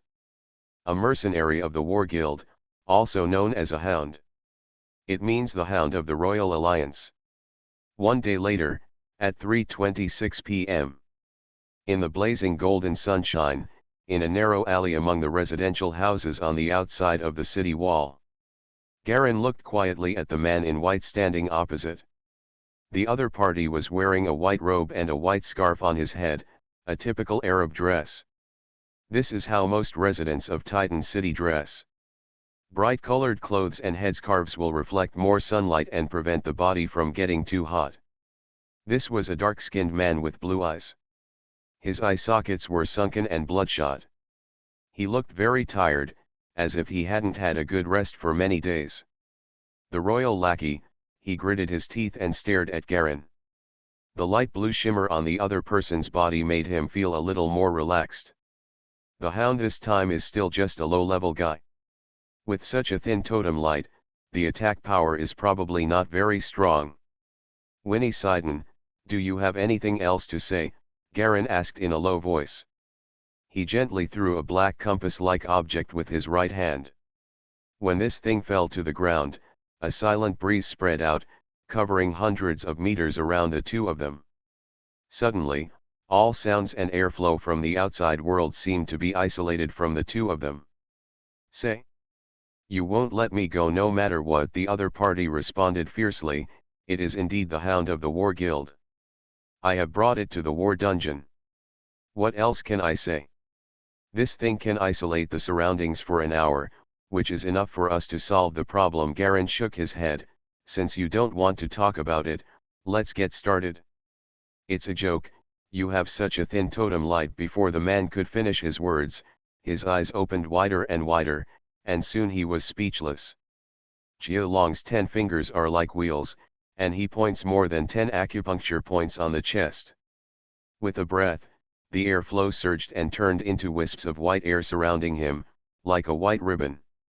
His size suddenly expanded from 1.78 meters to more than 2 meters. The originally thin body suddenly sprouted muscle lines like steel bars. Call. He blew out his breath gently, and the airflow turned into a white line, rushing to the ground and blowing away some small gravel. Under the golden sunlight, Garin's huge body cast a large shadow, completely covering the man. Let's start and see how big the distance is between mortals and the light of the totem. You don't even use the light of the totem. The man noticed that Garin had put away the blue light on his body, and suddenly showed an incredible expression. You asked for this. You asked for it? Ha ha. He waved his right hand, and a golden leopard with black spots slowly stepped out from behind. Ouch. The leopard suddenly opened its mouth and roared at Garin.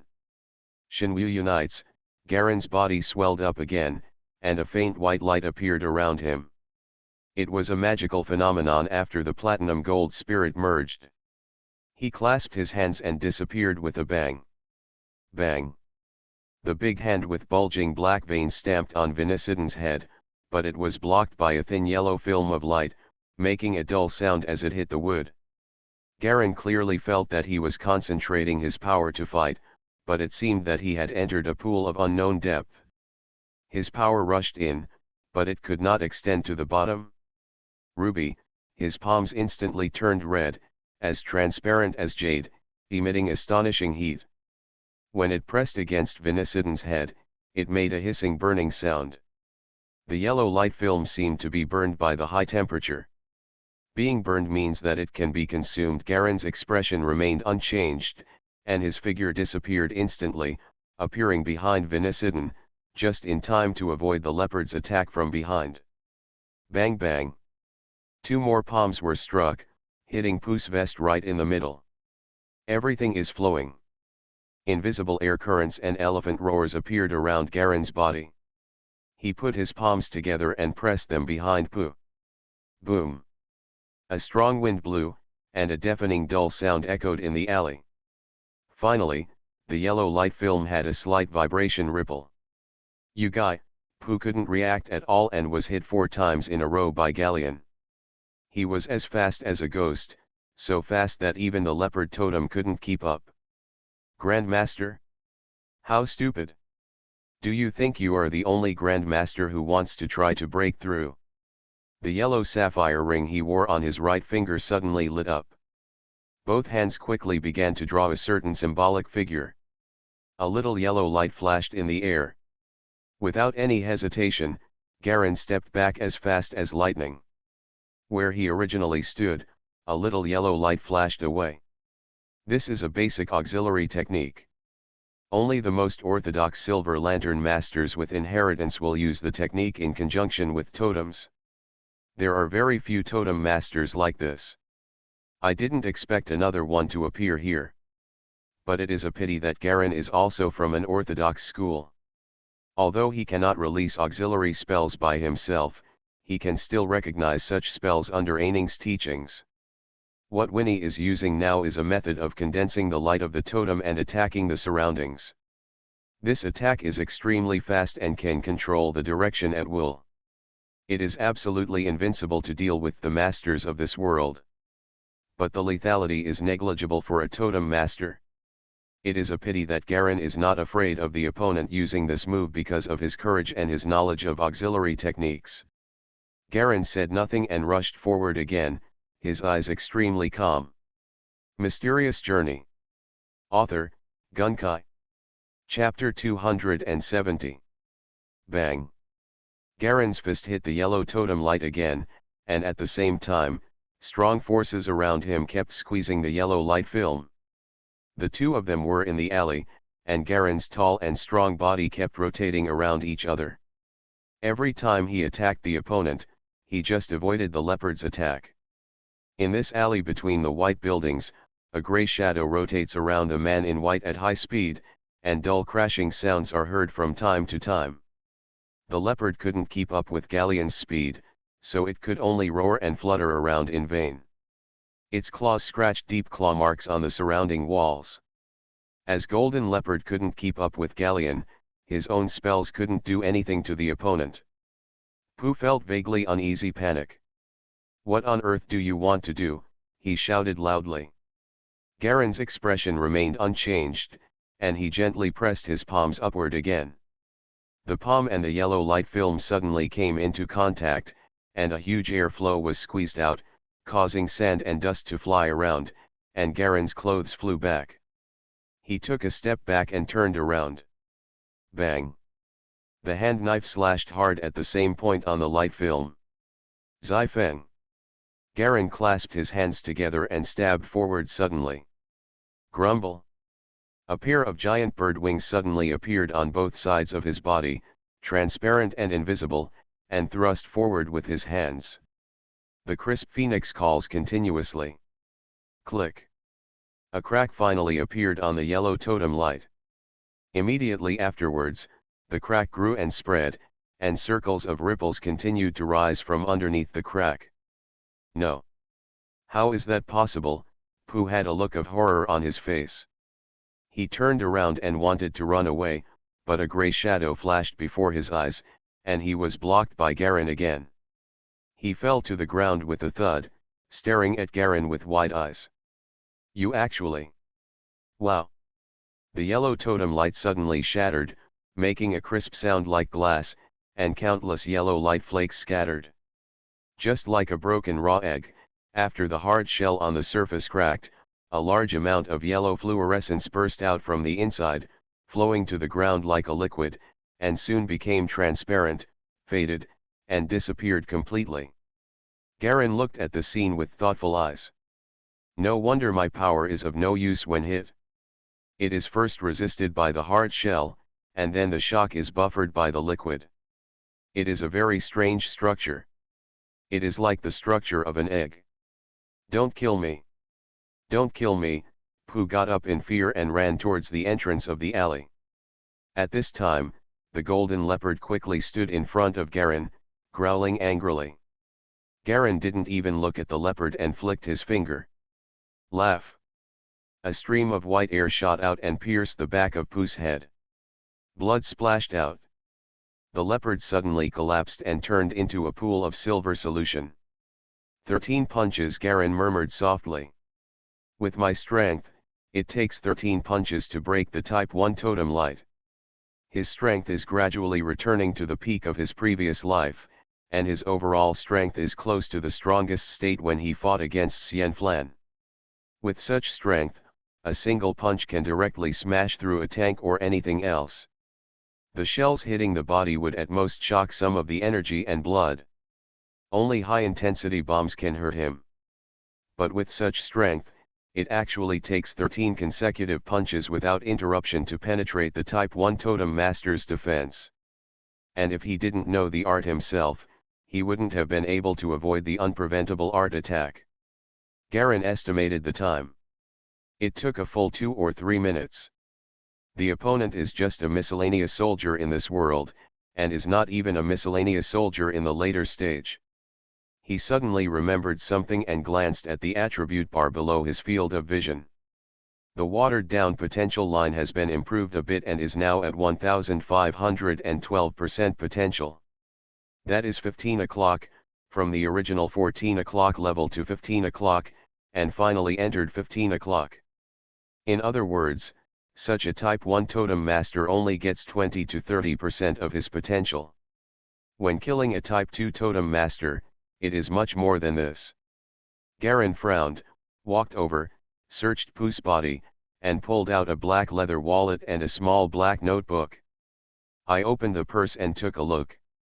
Inside were thick stacks of silver wheel cloth mixed with another kind of green banknotes. This green banknote was Tira, which was also the small change circulating in this country. Garen didn't bother to look at Tira, so he took out the silver wheel cloth and counted it. It was about 50,000 to 60,000 yuan, and there was a passbook at the bottom, but there was no way to withdraw the money without the galleon's password. Putting the notebook and money into his pocket, Galen tore off one of Pooh's ears, shook off the blood, wrapped it in a black towel, picked up the black plate on the ground, and turned around to leave. After walking some distance along the alley, Garen soon heard a woman scream from behind.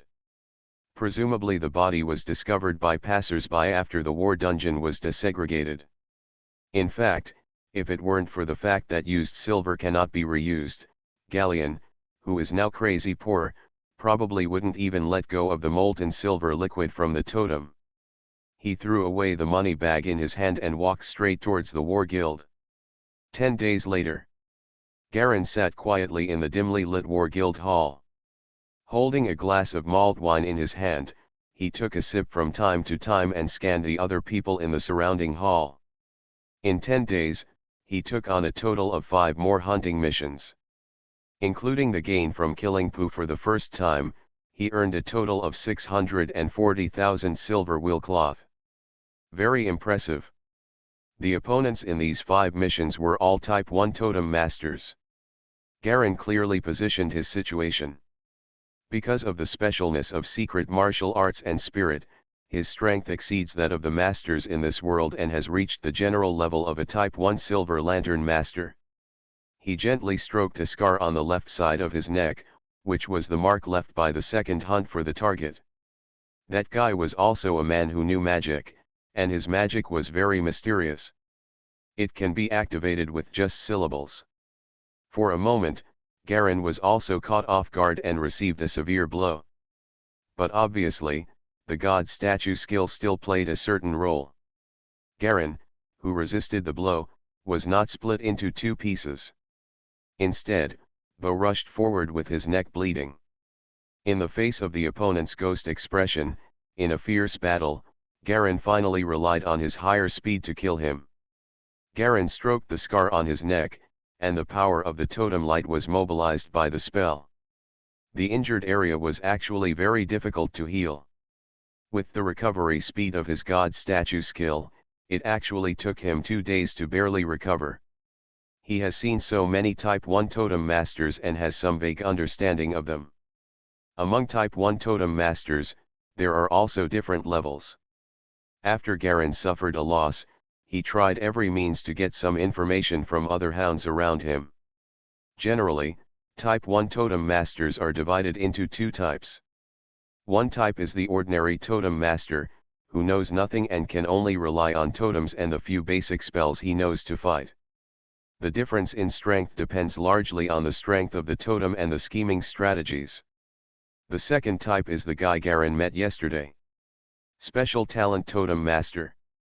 The Type 1 Totem Master named Jadla has a very popular bald-headed black eagle as his totem. Strangely, Jadra himself seems to possess part of the totem's ability, which is supervision. He saw Garen approaching from a distance, and then he hid in the crowd with great cunning. This kind of special talent totem master has strong training value and their potential is amazing. Jadra is surrounded by two master-level experts who protect him 24 hours a day. In a very short period of time, 3 more Type 1 totem masters approached in the direction of Garan. In desperation, Garen had no choice but to retreat. Abandon this mission. He himself knows the upper limit of his strength. It's okay to deal with a Type 1 totem master one-on-one, but it won't be enough to deal with multiple ones. For him, the greatest threat was the magical abilities mastered by the totem masters. Although not all totem masters master the technique, the totem masters of Black Sky Society obviously still master it. A technique that has no effect on totems is a powerful weapon against Grand Masters. It is the qualitative difference between the light of the totem and the ordinary attack. Garen clearly understood his current level. That is the level of Type 1 Totem Master. 540,000. Including the previous ones, it's almost the same. The potential points are already 16. At this stage, it should be almost time for Goth to explode. Garen stood up and looked around. There have been more tasks recently, and the originally dense hall has gradually become sparse. The bald man with whom he was bragging and chatting just the day before yesterday has disappeared. As well as his 2 partners, Hound, who had obtained information, their war numbers were also written on the revocation blackboard. Apparently he also died in the last mission. Another totem master who had cooperated with Garen and joined in the first phase also disappeared and was killed. The war is getting closer and closer. There are still more than 10 days left, and the turmoil will expand. By then, I will be able to make a lot of money from the things I have hoarded. Coupled with the more or less harvest during this period, I should be able to survive in the turmoil. Find the high-end totem information of the Black Sky Society.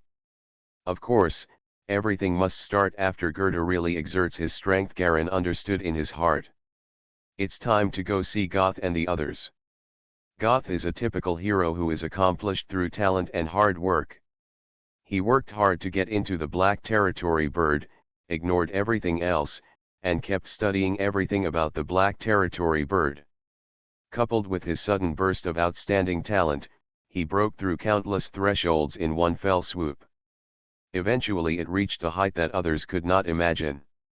Garen's purpose is a key battle that broke out in Goth. In that battle, they defeated and detonated a totem processing association of the Black Sky Society. What was originally a simple investigation mission has once again turned into a highly dangerous confrontation mission. What Garen wants is the large number of unactivated totems that were detonated among them, containing the power of the Ghost Silver Lantern totems. Judging from the pictures in my memory, most of these Ghost Silver Lantern power totems are ordinary goods, but there are still some high-end goods. There was even a unit plant that wasn't completely destroyed. If it can be successfully captured, it will definitely be a huge leap and improvement for Garen. Then use the money and resources in hand to supplement the complete known knowledge inheritance. Choose an achievement core totem, and finally use potential points to improve it. This was a series of plans that Garen had already made in his mind. After sorting out a series of thoughts in his mind, Garen strode out of the hall and put on a cheap grey robe to cover the scar on his neck. The next step is to participate in this mission where danger and opportunity coexist. Mysterious Journey. Author, Gunkai. Chapter 271. Kuwaitan Empire. Varusha Defense and Security Agency. In a narrow triangular black room, Vined Man sat upright, facing the two men, with a solemn expression. "Is there no room for change?"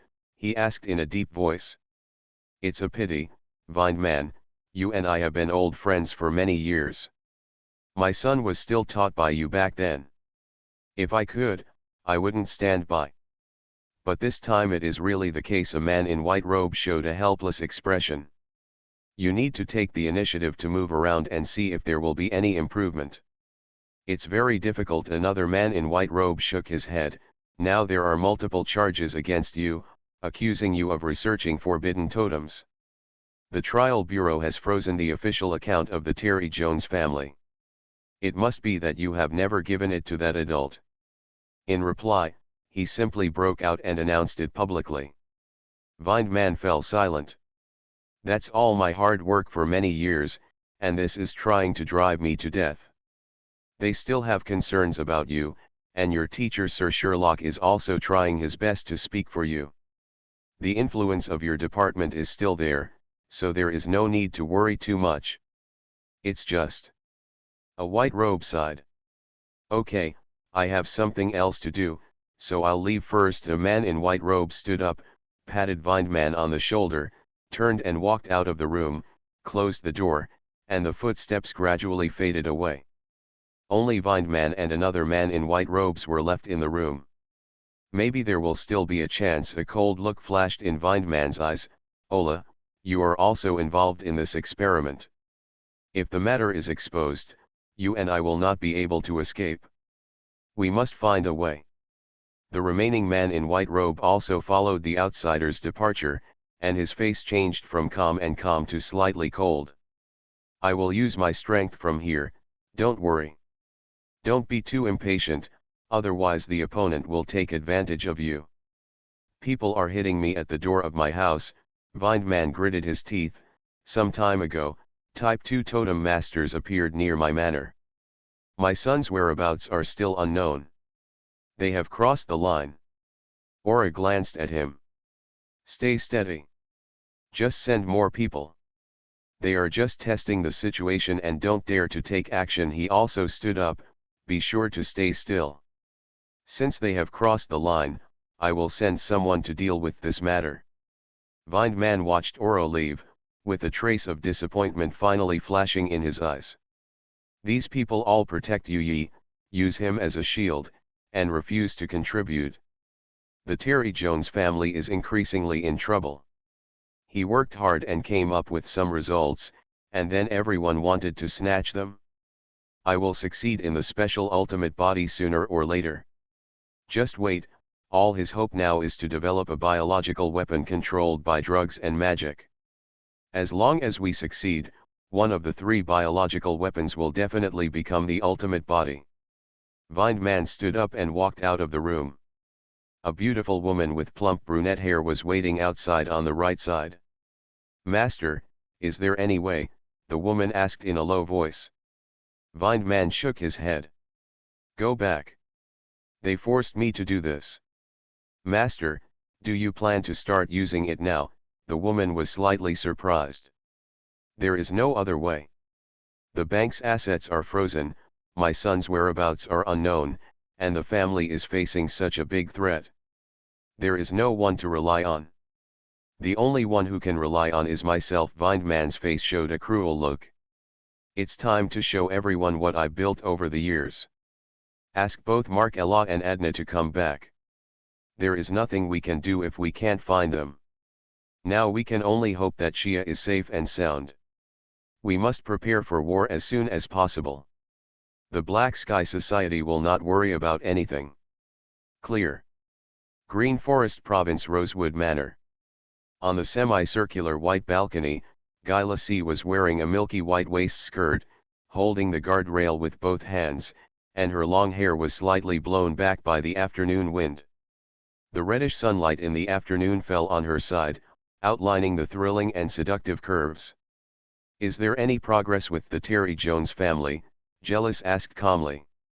Behind her, a beautiful woman in a yellow short dress was kneeling on one knee. The exploratory operation was blocked, and multiple totem masters suddenly appeared inside Terry Jones Manor, all of which were in the second evolutionary state. It seems that the Terry Jones family has a lot of ambitions, and there are quite a lot of hidden secrets. Guy Lee smiled. The Royal Alliance probably doesn't like Vindman very much now. That old guy has endured so much. I'll see if he can survive this time. I just don't know if there will be a third type in the manor. If the ultimate body appears, I'm afraid the leader will need to do it himself, the woman in the yellow dress whispered. Ignore it, let's just keep the stalemate going for now. We have bigger things to do. Let's wait until the overall situation is decided before we bite this hard nut. Guy Lassie waved her hand. Yes, sir. The woman in the yellow skirt stood up and left. Guy Lassie looked at the red sunset in the distance with a comfortable smile on her face. Two old guys from the Royal Alliance, you are dead this time. Titan City. In a white residential area, there is a 3-story white building in the upper left area.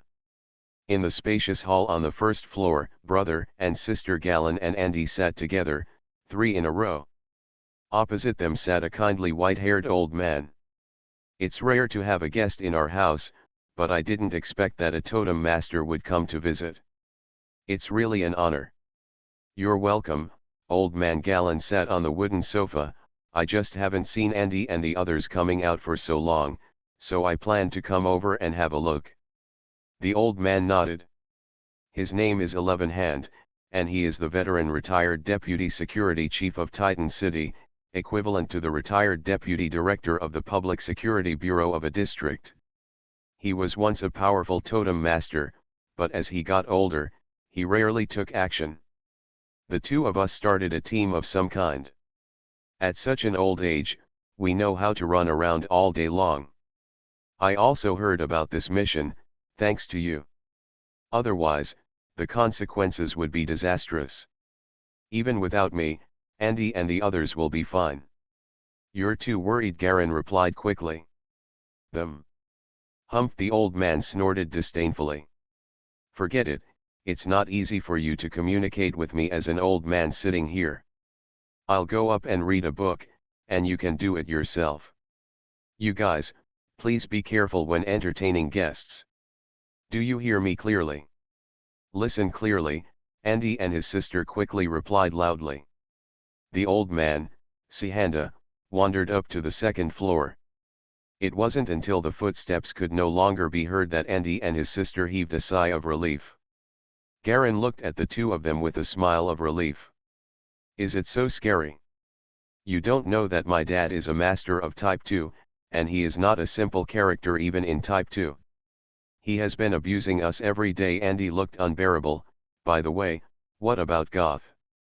We are Black. The Leopard team hasn't been deployed for so long, is it time to take over a mission? I haven't had enough money recently. He glanced at his sister Jessica. All the money I spent last time was used to buy books, Jessica whispered. Why don't you just listen to Dad and find a job in the security department? She was still frightened by what happened last time. If it weren't for Garen, she would have been in danger. Thinking of this, she glanced at Garen gratefully, thinking about when she would find a chance to repay this favor. What do you know? Being free like this is the greatest happiness. It will be difficult to figure it out after going to the security department, Andy sighed. Let's go find Goth first, and then we'll take on some tasks together. Whatever. Garen shrugged. Under the leadership of Andy, the 3 people left the small building and went straight to the address of Gerda's house. Sure enough, I found the bakery Gerda mentioned next to the giant wolf sculpture in the city. Gerda, dressed in grey clothes, was walking into the store carrying bags of white flour. When he saw Andy and the other 3 coming, he was startled and quickly put down his flour bag and ran over. Why are you here? Get ready to take on some tasks. Money has been tight lately. Andy glanced at the bakery. Why, aren't you a totem master? Why are you doing this kind of work? Shhh, my mother doesn't know that I go to work as a totem master. Goth shook his head. Besides,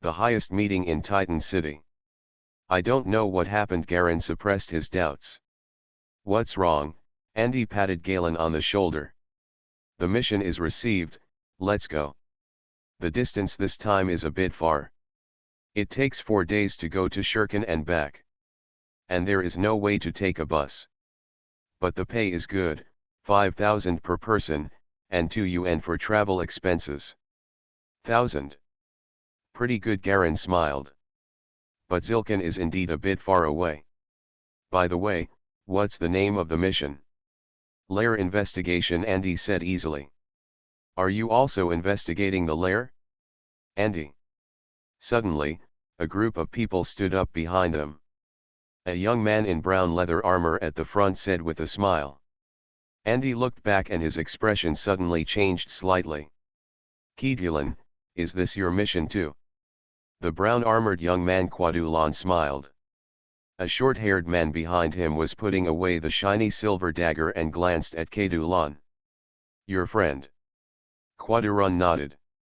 Brother Johnson, let's stay and chat with our friends first. Okay, let's talk when we have time. The short-haired man nodded lightly and led a group of people past Garen and others. Beside the entrance and exit of the hall, the 4 Andis and the 3 Kujulan made space for others to enter and exit. Quadulan has been Andy's enemy since childhood. In fact, his father and Andy's father were enemies, so the 2 children naturally became 2 hostile groups under the instigation of their families. However, the competition between the 2 companies is not vicious, but healthy, and they will never cross the line. Kedulan pointed at the 2 people next to him and smiled. These are the 2 foreign aides I invited. Our team also lost 2 people recently. Jana and Virali are totem masters from Kauatan. One of the 2 men was a blonde ponytail man who called himself Virali. He looked quite narcissistic. He just nodded when he heard the introduction. Another woman, Jana, looked critically at the people in Andy's team. Jessica's mediocre figure and face made her ignore them. She came out of the school in order to constantly hone herself. Along the way here, I saw a lot of people of all kinds. His eyes stayed on Andy and Gerda for a moment, and soon fell on the handsome and well-proportioned Garen. What a coincidence, our Garan is also from Kuwaitan. Andy smiled. Are you from Kuwaitan too? Jana suddenly became interested and looked at Garen. This woman has a curvy figure, a decent face, and long purple hair hanging around her shoulders. Garen nodded and smiled politely as an answer. Where are you from in Kuwaitan? Tell me, maybe we are from the same hometown. Jana felt that among this group of people, Garen's handsome face looked quite pleasing to the eye, and he had a good figure and was quite sexy. In addition, he is a totem master, and he has a faint special temperament. Among the totem masters of Kauatan, many children of nobles and nobles will take the initiative to travel around and take on tasks to train themselves. This number increases every year. Although she is only from a merchant family, she is a sister from a similar family and became his girlfriend just because she met such a boy. Now her food and drinks are not of the ordinary level, and she seems to be a different person all day long. Naturally, these merchant families are no match for the nobles, and the sisters have become the focus of everyone's attention at gatherings. Everyday food and clothing are things that only nobles can use, and access to places is not accessible to ordinary people. Some things, even totem masters, cannot be easily squeezed into the aristocratic circle. Moreover, the noble totem masters are the ones who really manipulate my key resources. Is it possible that this guy is also a noble child who came out to experience? Jana looked at Garen carefully. She had seen many people along the way, but many of them were not as handsome as Garen. The most important thing was that this man's skin was almost as delicate as her own. Seeing this, she felt slightly reassured. I'm from Green Forest, Garen replied with a smile. Green Forest, I've been there to travel. It's a very nice place with beautiful environment and good air. My sisters and I have only been to Ivy Park, and the environment there is very good. The squirrels are not afraid of people at all. Ask us for something to eat, Jana chuckled. Garin had never heard of Ivy Park, so he just smiled in agreement. Just listen to Gianna taking the initiative to chat about interesting things in the park. Andy and Kedulan didn't like each other, and the atmosphere was unhappy. Garin and Jana stood aside and chatted casually. Jessica, Gerda, and the other Virali were free. Standing aside, I didn't know what to say, so I just gathered together and exchanged a few polite words. Just seeing Jana's enthusiastic attitude towards Garin, Virali frowned, seeming a little displeased. Jana came out with him, a classmate of the school who came out together. He had always had some thoughts about Jana, but now that he saw this suddenly appeared Garin chatting happily with Jana, he suddenly felt a little unhappy. While chatting with Jessica, he kept paying attention to the conversation between Jana and Garin. Garin also discovered this detail. He didn't want to get bored and get into trouble. However, the current situation was that Jana took the initiative to chat with him. As a beautiful girl with a good figure, she took the initiative to come over and chat. Even if you don't want to talk, just listening and watching is a disguised form of eye candy and relaxation. It is also impossible for him to push people away abruptly, as that would also offend people. After a few people chatted for a while, although Quadulan and Andy disliked each other, they took the initiative to talk to each other, considering that everyone was of the same level of strength. The situation outside is not dangerous now, and there is some intention to act together. After all, everyone present is a Type 1 totem master. After some conversation, the two groups decided to act together. We went to the carriage house to rent a few horses, divided into two teams, and brought tents and equipment for the field. The two teams merged into one wave and soon left the outskirts of the city and moved quickly along the driveway. Zilkan is quite far from Titan City. The road is easy to walk at the beginning, but the road behind is more difficult. The map I bought recommends walking on horseback, not a horse-drawn cart or an ox cart. Everyone, one person and one horse, moved forward quickly along the driveway. Along the way, Jana got close to Garin intentionally or unintentionally, making small jokes from time to time, and the two gradually became familiar with each other.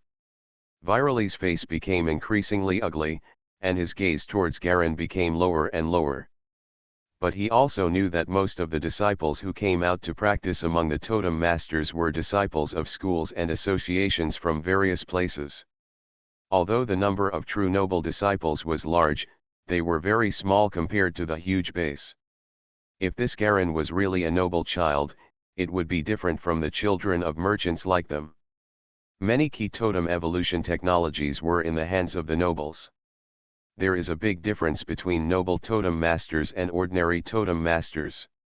Generally, it takes decades for a totem master to reach the second level and he is already very strong. And the nobles might still have a chance to reach the third type. Moreover, the resources of both sides are different, and the nobles master far more techniques than ordinary totem masters, including various auxiliary, offensive and defensive techniques. From the beginning, noble totem masters and ordinary totem masters were not on the same starting line. If Garin were a noble, he wouldn't be able to offend him. Along the way, Gerda and Jessica were behind, Andy Quadulan was in front, Garin, Virali, and Jana were in the middle. After running for several hours, the two teams stopped to rest, eat dry food and drink water. By the way, their respective divisions of labor were also clarified. Although Andy and Kedulan don't like each other very much, they understand each other very well. After all, they grew up together. Instead of cooperating with other people, it is better to cooperate with both parties to know the basics. After everyone agreed to split the commission equally, they continued on their way. As evening approached, everyone found an open space by the creek on the roadside and prepared to camp. Galen doesn't know much about camping tents. Gianna took the initiative to come over and help him, and together they hammered the stakes into position. "Have you never lived in a tent before?" Gianna asked with a smile while helping. Yeah, I've never done this before. Garen shook his head. The tents in this world are very delicate and strong, and they need to set up all the brackets one by one. He certainly didn't do this. When Gianna heard the answer, she became even more sure of her judgment. This kind of tent is used by almost all totemists and is one of the essential outdoor tools. Galleons don't know how to use it, and it's obvious that they were made by others in the past. Thinking of this, the smile on her face became sweeter. If you can get close to a noble child, not to mention future resources, those key evolutionary technologies will be the most important. The chance of evolving to Type 2 will also be greatly increased. I have a self-inflating tent over there. I will give you one in a minute. It is a new product that has been released recently, Gianna said with a smile. No need, this tent is actually pretty good. It's nothing, it's just a tent. Gianna turned around and came back quickly. Before Garen could say anything, she stuffed something like a black stick into Garen's arms. I still have plenty there, don't worry about it. Even if it's a small gift between friends. Although she said this, she still felt a little bit hurt in her heart. This inflatable tent uses chemicals to shake to release gas and inflate to support the tent. It is expensive. But now is the time to lay the foundation of the relationship, and you still have to use what you need. Mysterious Journey. Author, Gunkai. Chapter 273. 2 days later. Nighttime. On the vast grassland plain, behind a small hill, 2 piles of yellow bonfires were not far apart, glowing with 2 pale yellow halos. The 2 teams were gathered around the campfire, each making their own preparations. Galen, you are responsible for the reconnaissance tonight. It's up to you tonight, Andy whispered to Galen. Go to sleep, don't worry. Garen nodded and stood up. The investigation was mainly carried out by him and Villari, both of whom were flying totems. Villari's is a small blue bird, very fast, and can be used as a letter. The division of labor in these 2 days has made everyone familiar with each other. Jana and Virali were sitting next to their captain, warming themselves over a bonfire. Seeing Garen getting up, Jana finally couldn't help but ask. Quidulan, what is Garen's core totem? Why do we only see him using fluorescent butterflies as totems these days? This kind of totem is very unpopular, no one has even studied its subsequent evolutionary route. Kedulan was fiddling with the bonfire. Hearing this, he raised his head and gave her a surprised look. I advise you to have less contact with him, core totem? Don't you know that you and he have been together recently? What do you know? Gianna asked with a frown. This Garan has no core totem. He only plays a reconnaissance role in their team. Quadulan glanced at Gianna strangely. If you think he is a noble child, then you are wrong. That Garen Long used to work in the repair totem shop over at the night market, and was later recruited by Andy. Even if he is a son of an aristocrat, he is just a down-and-out aristocrat. So I advise you to find out first before making any plans. I thought you knew. Jana was in a daze. She didn't expect the answer she'd been guessing to be so simple. However, she still trusted her own vision. There was always an aura about this Garen that she couldn't see through. It was very weird anyway. He will definitely not be an ordinary totem master. Don't think too much. Children of nobles are all people who attach great importance to their own safety. If they don't have core totems, they can't guarantee their own safety in this kind of mission. Villali couldn't help but said on the side.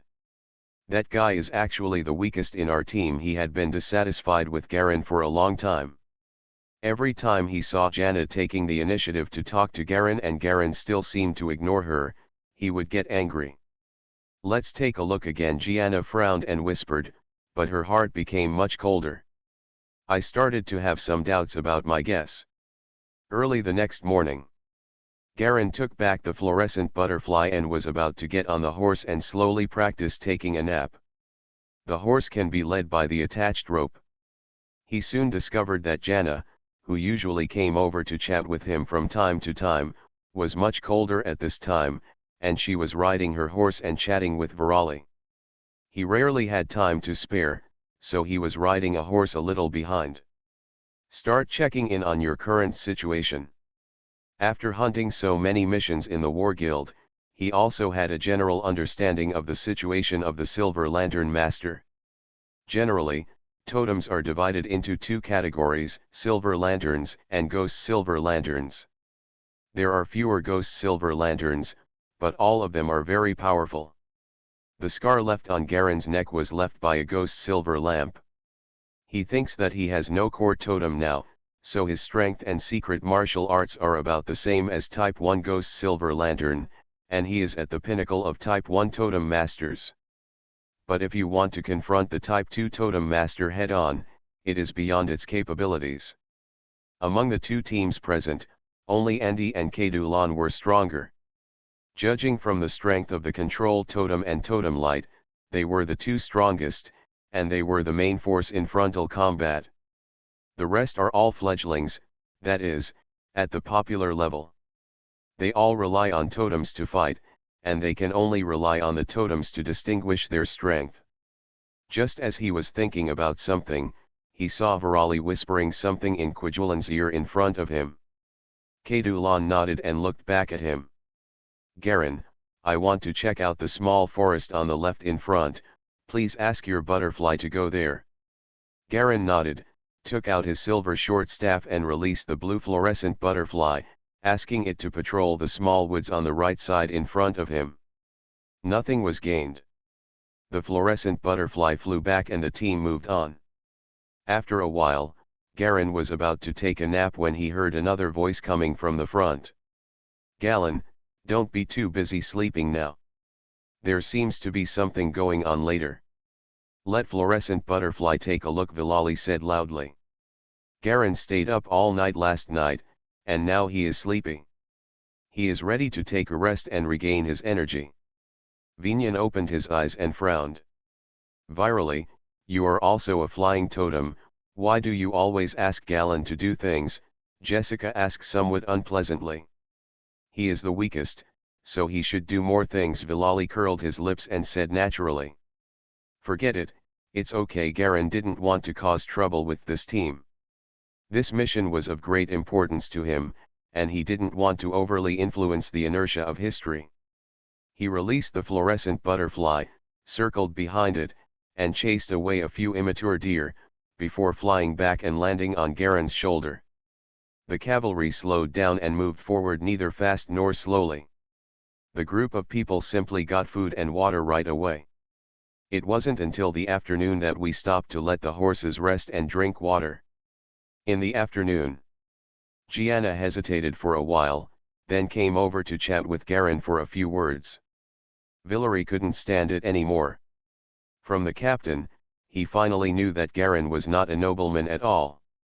Even if they are just down-and-out nobles, nothing to fear. Now that I see Janna approaching Garen, I feel even more uncomfortable. Garen, I'm a little sleepy. Let's take a nap first. I'll leave the patrol to you. Virali walked up to Garen and said loudly. What do you mean?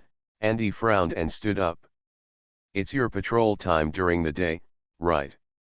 Forget it, Garen didn't say much.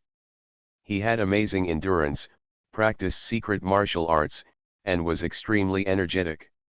This was nothing. This mission is related to Goth's outbreak and the changes that may occur after he joins the team. He didn't want to fall out with Kwadulan over a trivial matter. After all, in the scene in his memory, Kwadulan and others also entered the lair together. Seeing that Garen didn't care, Andy and Gerda, who was about to stand up, couldn't say anything and had to sit down. Garen followed the request and began to patrol the surrounding area.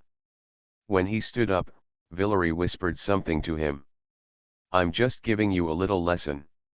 If you're sensible, stay away from Gianna, otherwise it won't be so easy next time. Garen wanted to laugh a little. This kid actually dared to threaten him. This brat who couldn't smell any blood on his body actually dared to stand in front of him and threaten him face to face. If he hadn't been afraid that too many changes would lead to too many changes in this mission, he would have slapped this guy away. After a round of inspection, we returned to the temporary camp. Garen sat down next to Gerda and watched this guy eat half a breadstick like a pig. He suddenly felt very hungry. He took the hard breadstick and dipped it in ketchup. It tasted amazing. It also has a little sweetness. Garen, go get some water from around. Virali's voice came again. Hey, what do you mean? Gerda rushed up. You have hands and feet and you don't know how to do it? Valerie also stood up and sneered. People who don't even have a core totem are just a drag anyway. If they don't do more, why should they be given a share of the head money? Everyone in this team is a person who can contribute to the team and can contribute. Human. He is the only one. Totem is so weak and he is not the core. It can only be a drag on the team. Okay, Virali, are you done? Jana finally couldn't stand it anymore, stood up and said coldly. Don't make me look down on you. Okay, stop arguing. Andy and Kujalan both stood up. Kujalan frowned and glanced at Garen. This matter ends here. Virali gave Garen a sharp look, feeling even more unhappy because he was reprimanded by Jana. The two groups were immediately speechless and separated into two groups, each sitting together. After enough rest, we hit the road again. Although Jana also knew that Garen was not a noble child as expected, she still couldn't do what Virali did. She didn't want to cause the two teams to separate directly because of this matter. So I apologized to Garen in person and chatted for a while. It's a pity that Virali, who was just a little angry at first, became even more angry when he saw that Jana wanted to get close to her.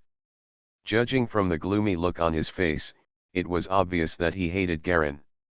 4 full days have passed. The two teams gradually went deeper into the wild, and the surrounding human settlements and hunting houses became increasingly sparse, until they were completely invisible. There are more and more weeds on the road, almost covering the road. And it's also covered with a lot of small gravel. The two captains got together and studied the route with a map. They quickly got off the carriage road and followed a narrow Loess path to another unknown area. All around are endless green grasslands, with almost no trace of human beings. More and more sparse woods appeared, and it was obvious that they had left the Loess plain area. The team moved forward and finally found a small mountain-shaped hill, and the whole team stopped. It starts here. Andy held the map and compared it. There are bloodstains here. Quadulan squatted behind the hills and shouted loudly. The mission content said that several people disappeared here, leaving traces of bloodstains and fights. It seems that this is the right place. Everyone gathered around and saw that there were still dried black and red blood scabs on the grass. The soil underneath was also dyed black and red, which was very conspicuous. Fortunately, it hasn't rained these days, so the blood has not been washed away, Quidulan said in a low voice. Look at the map to find the way there? If I guessed correctly, there should be a bandit's lair nearby. It was mentioned in the mission that ordinary city guards came to check several times, but there were no results. That's why the mission was submitted to the guild. But I guess they are just cunning ordinary mortals, so the problem is not big. Andy walked over and unfolded the map and said. Look to the right side from here and there should be an underground cave. The last time the city guards entered was 5 days before receiving the mission. It's too dark inside, and there are many traps that make it impossible to move forward. After injuring a few people, the city guards came out. Just mentioned on the mission. Let's go in and take a look. Quadulan stood up.